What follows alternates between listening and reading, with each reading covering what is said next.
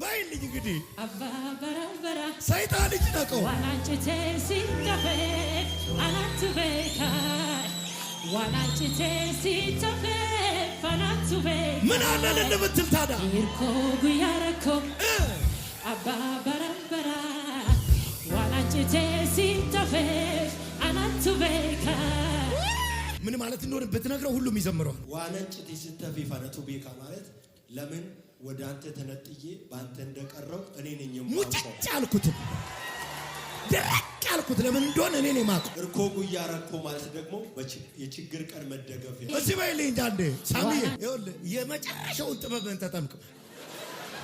እርኮ ጉያረኮ አባ በረበራ ዋናንቺቴ ሲተፌ አናቱ ቤካ Harasi galato, borus galato,